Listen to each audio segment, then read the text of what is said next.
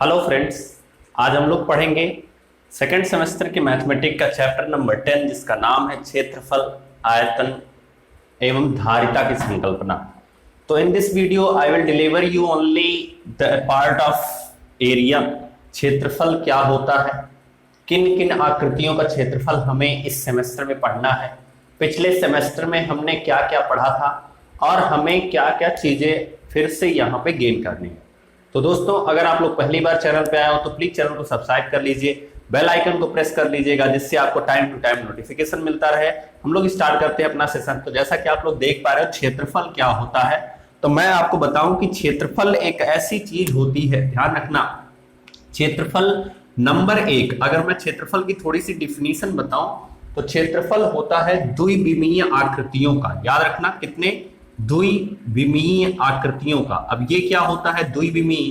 तो द्विविमीय उन्हें कहते हैं जिनका दो डायमेंशन होता है, 2D।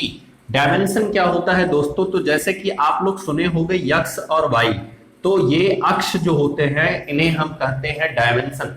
अगर किसी भी आकृति का 2D है, किसी भी आकृति का 2D है, यानी कोई आकृति 2D में दिख रही है, जैसे आपकी मोबाइल जो आपके हाथ में लिए हो आप, वो 2D में है। अगर आप देखोगे तो उस मोबाइल की एक ऊंचाई भी है और एक लंबाई भी है, फिर इस साइड से भी एक ऊंचाई मिलती है और इस साइड से एक लंबाई मिलती है। क्लियर? तो इस तरह से जिस भी चीज जो भी चीज आपकी 2D में रहेगी वो हमारी क्या उसमें उसका क्या निकल सकता है? क्षेत्रफल निकल सकता है। नंबर सेकंड, अगर कोई भी आकृति त्रिविमीय है, याद रखना, मैं इसलिए पहले ही कंफर्म कर दे रहा हूं कि किसका हम निकाल सकते हैं क्षेत्रफल और किसका हम निकाल सकते हैं आयतन। अगर कोई भी आकृति त्रिविमीय है यानी किसमें है? 3D में है, यानी 3 डायमेंशन में। जैसे आपका कमरा, आप जिस कमरे में बैठे हो दोस्तों, उसके एक कोने को देखो, किसी एक कोने को जस्ट मुड़ के देखो। अब उस कोने में आपको क्या दिख रहा होगा? अगर इस तरह से वो कोना होगा तो आप देख रहे होगे एक रेखा ऊपर की ओर गई होगी उस कोने में, एक रेखा आपके सामने से गुजरी होगी और एक रेखा इस तरह से गई होगी, मतलब उसके बगल से गई होगी। तो किसी भी कोने से 3 रेखाएं निकली होंगी और जिसकी जो आकृतियां आपकी 3D में होती हैं उनका आयतन निकलता है। हमेशा याद रखिएगा, इसका मतलब हमारे मोबाइल का आयतन तभी निकल सकता है जब हम उसके बीच में किसी कोने में घुस के देखें। अगर हम उस मोबाइल के सरफेस पर देख रहे हैं तो उसका आयतन कभी नहीं निकल सकता है। क्लियर? जैसे कि मैं आपको समझाऊं कि ये आपके सामने एक बॉक्स है, ये मेरे माइक का बॉक्स है, ज्यादा ध्यान मत दो। तो अगर इस बॉक्स के इस एरिया की बात करें तो यही है इसका क्षेत्रफल। अगर हम इस बॉक्स के अंदर घुस जाएंगे, ठीक है, तो ये आपके कमरे की तरह बिहेव करेगा। अब जैसे देखो कैसे कमरे की तरह बिहेव करेगा, ये छत हो जाएगा और ये नीचे वाला क्या हो जाएगा? फर्श हो जाएगा। इधर वाली दीवार और इधर वाली ये दीवार, और ये सामने वाली आपके पीछे, आप अपने मोबाइल को लिए हो, आप अपने पीछे देखो, वो वाली दीवार हो जाएगी और इधर जो आपको नहीं दिख रही है ये वाली दीवार हो जाएगी। सो दैट्स वाई जब हम इसके अंदर घुसेंगे, अब एक चीज याद रखो कि जब किसी चीज को भरा जा सकता है, क्योंकि आपके चैप्टर का नाम ही है संकल्पना, यानी मुझे पूरा यही समझाना है कि क्षेत्रफल और आयतन क्या होता है। तो जब इसमें किसी चीज को हम भर सकते हो तो ऐसी आकृतियों का हम आयतन निकाल सकते हैं। और अगर किसी चीज से ढका जाता है, जैसे मान लो अगर सिर्फ इस सरफेस की हम बात करेंगे तो इसका क्षेत्रफल निकलेगा। अब आपकी मोबाइल का भी आयतन निकल सकता है, शर्त यह है कि आपको उसके अंदर घुसना होगा। अब उसका आयतन क्यों निकल सकता है उसका भी रीजन मैं आपको बताता हूं कि सिंपल सी बात है कि अगर आपके मोबाइल का आयतन नहीं निकल पाता तो आपके मोबाइल में बैटरी नहीं लगती। तो ये चीज आपको ध्यान रखनी है हमेशा कि जिन चीजों के अंदर कुछ भरा जा सकता है उसका आयतन निकाला जा सकता है, और उसी चीज को जिसको हम भरते हैं, ध्यान से समझना, अगर आप किसी बोतल में पानी भर रहे हो, अब जैसे एग्जांपल में बताऊं तो आपका हो जाएगा बोतल। अगर आप ध्यान से देखोगे तो जो ईंट होती है, ईंट, उसका भी आयतन होता है। जो आप कमरा देखते हो उसका भी आयतन होता है। देखो दोस्तों, क्वेश्चन आपसे इन्हीं सबसे पूछेगा, सो इसीलिए मैं आपको ये सारी चीजें बता रहा हूं। जो कमरा देखते हो उसका भी आयतन होता है। लूडो का जो डाइस देखे हो, लूडो का जो डाइस होता है, जैसे कि कुछ इस तरह से बना होता है, मैं आपको बताता हूं, कुछ इस तरह से बना होता है ये। तो अगर आप ध्यान से देखे होगे तो उसके 6 सरफेस होते हैं, जैसे आपके कमरे के 6 सतह होती है, उसी तरह से लूडो का डाइस जो होता है इसका भी आयतन निकलता है। उसी तरह से अगर वो जो बड़ा वाला जो कलर वाला नहीं आता है जिसको सुडोकू टाइप का एक एक कलर का सेम करके लगाना होता है, उसी तरह से वो वाला भी जो डाइस होता है उसका भी आयतन निकल सकता है।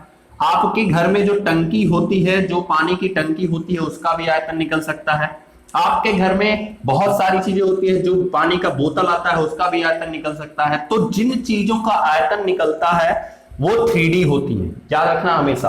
और जिसका सिर्फ और सिर्फ क्षेत्रफल निकलता है, जिसका सिर्फ और सिर्फ क्या निकलता है, क्षेत्रफल निकलता है, वो 2D आकृतियां होती है। And the most important thing is that कि जिन आकृतियों का, याद रखना, जिन आकृतियों का जिनका आयतन निकल सकता है, जिनका आयतन निकल सकता है, उनका कहीं ना कहीं क्षेत्रफल भी होता है। जैसे मान लो ये मार्कर एक बोतल है, ठीक है, तो इसका ये सरफेस एरिया भी होगा और इसका ऊपर वाला भी सरफेस एरिया होगा।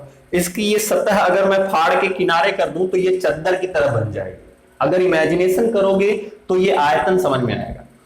नेक्स्ट टॉपिक की बात करते हैं हम लोग, धारिता क्या होती है दोस्तों। तो किसी भी टॉपिक को या किसी भी चीज को जिससे भरा जाता है या जिससे मापा जाता है, जैसे आप लोग दूध लेने जाते हो, किससे मापा जाता है? दूध को किस में देते हैं? तो लीटर में देते हैं। कुछ लोग पाव में भी लेते आते हैं। अरे वो पौवा वाला मत समझना, तो लगा के टल्ली हो जाते हैं। तो कुछ लोग पाव में लेके आते हैं, कुछ लोग लीटर में लेके आते हैं।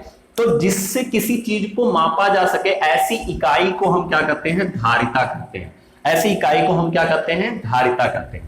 अब बात आती है कि टू द पॉइंट हम बात करें अगर, तो बड़ी सिंपल सी भाषा में आपको बताना चाहता हूं कि इस 2D के अंतर्गत हम कौन कौन सी आकृतियों का जिक्र करेंगे। अगर आप ध्यान से देखोगे तो हम कौन कौन सी आकृतियां इस 2D के अंदर पढ़ेंगे। तो इस 2D के अंदर हम लोग पढ़ेंगे, पहली आकृति पढ़ेंगे जिसे हम कहते हैं त्रिभुज, त्रिभुज कहते हैं। उसके बाद हम कहेंगे इसको आयत, आप लोग बहुत अच्छे से सुने होंगे। फिर हम पढ़ेंगे वर्ग। क्लियर? अब अगर इतने के बाद, इससे ज्यादा तो है नहीं आप में, लेकिन जब आप नेक्स्ट सेमेस्टर में जाओगे तो क्या पढ़ोगे? तो आप पढ़ोगे समचतुर्भुज, समचतुर्भुज, समांतर चतुर्भुज, इस तरह से बहुत सारे आकृतियां पढ़ोगे। समांतर चतुर्भुज, ठीक है, समलंब चतुर्भुज, समलंब चतुर्भुज, इस तरह से आकृतियां आप 2D में पढ़ोगे। तो आपको यहां पे सिर्फ ये 3 पढ़ने हैं आपके सेमेस्टर में। अब अगर हम 3D की बात करें तो 3D में हमें क्या पढ़ना है? तो आई होप आपको सिर्फ घन और घनाभ पढ़ना होगा दोस्तों, सिर्फ घन और घनाभ पढ़ना होगा। ये आपके सामने रहा घन का एग्जाम्पल, आपका कमरा घनाभ का एग्जाम्पल है।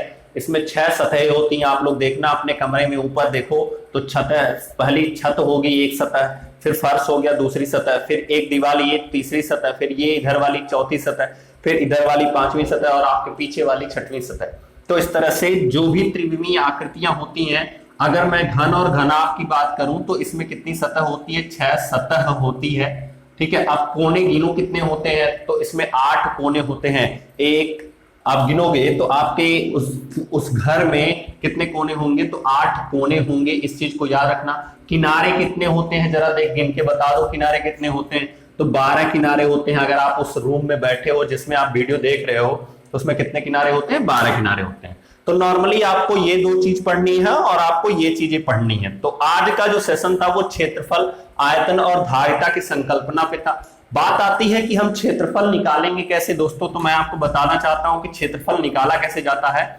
तो अगर किसी भी, मान लो हमने आयत ले लिया, मान लो हमने आयत ले लिया, तो आपने पढ़ा होगा, आपने जिस तरह से पढ़ा होगा मैं उस तरह से क्षेत्रफल नहीं बताने वाला हूं। आप ध्यान से समझना कि अगर मान लो मैं बोल दूं कि ये 4 सेंटीमीटर का, ये 3 सेंटीमीटर, तो आप बोलोगे सर हम गुणा करा दें हमारा क्षेत्रफल निकल जाएगा। नहीं, किसी भी आकृति का क्षेत्रफल निकालने का सबसे सिंपल तरीका क्या होता है कि वह आकृति जिस इकाई में दी गई हो, जिस इकाई मतलब जिस मात्रक में दी गई हो, अगर ये सेंटीमीटर में दी गई है तो उसके एक एक सेंटीमीटर का फोकस करना होता है। जैसे अगर ये 4 सेंटीमीटर का है, इसका मतलब अगर मैं इसको 4 भाग में बांटूं तो 1 हो गया, 2 हो गया, 3। तो देखो 1 2 3 और 4 भाग में हो गया। अगर ये 3 सेंटीमीटर का है तो 1 2 3।